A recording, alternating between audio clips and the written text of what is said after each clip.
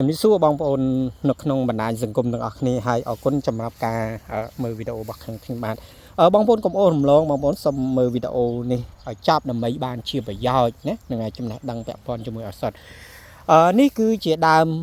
ក្រៀមក្រំបងប្អូនណាហ្នឹងហើយជាដើមក្រៀមក្រំហើយគឺជាផ្លែ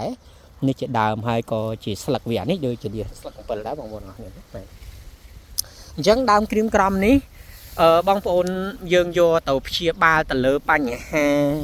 ជំងឺទឹកនោមផ្អែមអញ្ចឹងសម្រាប់ពុកម៉ែបងប្អូនដែលកើតជំងឺទឹកនោមផ្អែមដែលពុំមានការថ្នាំព្យាបាលណាអញ្ចឹងបងប្អូនអាចយកដើមក្រៀមក្រំនេះទៅដាំទឹកពិសាបានបងប្អូននេះមើលដើមវាគឺអានេះជាប្រភេទវល្លិបងប្អូនហ្នឹងហើយយើងគាស់ទាំងដើមទាំងស្លឹកទាំងអីច្រាំវាអាហារហើយដាក់ដាំទឹកពិសាទៅបងប្អូនហើយនេះបងដាក់ល្មមបងប្អូនដាក់ល្មមទៅកំណាច្រើនពេកបាទដាក់មកល្មមទៅដាំទឹកបន្តិចម្ដងហើយបញ្ជាក់បងប្អូនទាំងគ្នាពុកម៉ែបងប្អូនអានេះវាមានតែមួយមុខទេណាអត់មានច្រើនទេបងប្អូនព្យាបាលទៅលើបញ្ហាជំងឺទឹកនោមផ្អែមហើយបញ្ជាក់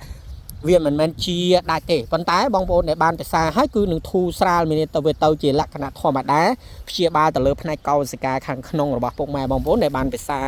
វាឲ្យវាធ្វើឲ្យយើងធូរស្រាលមួយកម្រិតកន្លែងហ្នឹងបងប្អូនអរគ្នាអញ្ចឹងអានេះគឺល្អទៅដល់សុខភាពហើយក៏មិនមានអត្ថប្រយោជន៍ច្រើនផងដែរកន្លែងនេះអានេះវា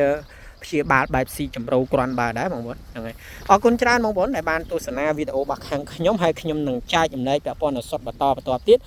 បងប្អូនជួយ Subscribe ក៏ដូចជា